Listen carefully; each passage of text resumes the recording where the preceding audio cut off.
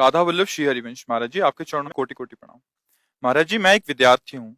महाराज जी, मेरे अंदर ये बात चलती रहती है कि बहुत सारे मेरी पदों की प्राप्ति हो, पर मन भटकता रहता है कैसे अपने लक्ष्य की प्राप्ति करूं। बट मैं भगवत मार्ग भी छोड़ना नहीं चाहता। महाराज जी, दोनों का समावेश करते हुए मैं कैसे अपने उस लक्ष्य की प्राप्ति भी करूं जो एक संसार में मेरे अंदर श्री जी प्रेरणा करते हैं। श्री भगवान ने कहा है, अनेक चित्त विभ्रांता मोहजाल समावृता। हमारी चित्त वृत्ति भ्रांत हो चुकी है अनेकता में। हमें बहुत से नाम रूप, जड़ चैतन्य, अच्छा बुरा, गुण अवगुण, ये सब कुछ दिख रहा है। मोहजाल समावृता, मोह माने अज्ञान होता है, अविद्या होती है। इससे हमारी बुद्धि आवृत, आवृत माने ढक गई है। ढक जाने के कारण जो है वो दिख नहीं रहा है। कौन? भगवान कह रहे, मत्तः परतरम नान्यत किंचिदस्ति धनंजय। इस संपूर्ण सृष्टि में मेरे सिवा कोई नहीं है। जब सृष्टि प्रभु ने रची तो किसी बाह्य सामग्री का कहीं भी किंचन मात्र कुछ नहीं था। जो अभी दिखाई दे रहा है वो सब मेरे प्रभु ही बने हुए हैं। प्रभु ही बनाने वाले हैं, प्रभु ही बनने वाले हैं। अब ये सृष्टि को जब हम प्रभु के भाव से देखेंगे, मान लो हम अभी भगवत भाव से नहीं देख पा रहे, लेकिन है ना प्रभु की, प्रभु है, ये हम तो अनुभव नहीं कर पा रहे, पर प्रभु की है। प्रभु की है तो मुझे सेवा मिली है। अब विद्यार्थी सेवा मिली है तो मन वचन कर्म से एक अच्छे विद्यार्थी का जीवन निर्वाह करो। कोई भी पद तुम्हारे लिए दुर्लभ नहीं रहेगा। यदि आप मन वचन कर्म से विद्या को भगवान का स्वरूप मानकर अपना कर्तव्य भगवान की प्रसन्नता का हेतु रख करके विद्या अध्ययन करोगे तो विद्या भगवान प्रदान करते हैं।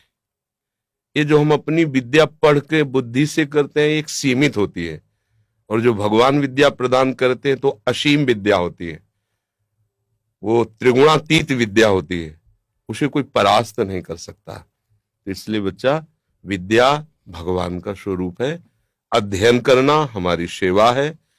और हम किसी पद में पहुंचे या न पहुंचे, बात समझो, हम भारत देश में पूजा करने के लिए पैदा हुए हैं। ये भारत देश हमारा पूजा स्थान है। प्रत्येक प्राणी हमारा पूज्य है। और हमें डॉक्टर बनावे, मास्टर बनावे, हमें पदाधिकारी बनावे तो हम पूजक होंगे, स्वामी नहीं होंगे। अगर हमारी ये भावना है तो हम एक किसान बनकर भी पूरे देश का हित कर सकते हैं। हमें एक डॉक्टर बनकर, एक मास्टर बनकर हम अपने भगवान की पूजा कर सकते। अगर पदाधिकारी का अभिमान पोषण करने के लिए पद और अपनी वासनाओं की पूर्ति के लिए, तो पद की आकांक्षा मत करना। और अगर है कि हम अपने भारत देश के पूजा ग्रह हमारे भगवान का, हम यहाँ पूजा करना चाहते हैं, हमें कोई ऐसा पद मिले, ऐसा कोई शासन विभाग मिले, ऐसा कोई सेवा विभाग मिले जिससे बहुत लोगों को, जो गरीब हैं, अशिक्षित हैं, जिनको हम सुख पहुंचा सकते हैं, हमें ऐसा भगवान पद दे और मैं वह सेवा करूं, तो निश्चित वो पद मिल जाएगा। और अगर वो पद अपने अभिमान बढ़ाने के लिए मिले और अपनी वासनाओं के पोषण के लिए मिले तो तुम्हारी दुर्गति कारण बन जाएगा। चाहे जितने बड़े पद में बैठे हो, अगर आप कहीं दूसरों का शोषण करने लगे, अधर्म द्वारा चलने लगे, तो आपकी दुर्गति हो जाएगी। क्योंकि ये पुण्य बल से कुछ समय के लिए मिला है, इसके बाद हट जाएगा। जब शरीर ही नहीं रहेगा तो ये पद कैसे रहेगा? और हमें शरीर मिला परम पद के लिए, जिसको कभी कोई भी नहीं हटा सकता, अविचल अविनाशी पद के लिए। तो ये संपूर्ण सृष्टि भगवान की ही सेवा है।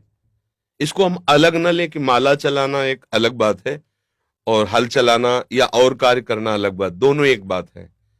वो प्रभु का पार्षद माला चला के प्रभु को प्रसन्न कर रहा है, एक प्रभु का पार्षद बॉर्डर पे खड़ा होकर के गोली चला करके वो भगवान की सेवा कर रहा है। उसमें कोई अंतर नहीं। तो इसमें ये दो विभाग हो ही नहीं सकते कि एक संसार विभाग हो गया, एक भगवान का विभाग, तब तो बड़ा गलत हो जाएगा। एक का ही विभाग है, सेवा के अलग अलग विभाग है, ये बात समझना।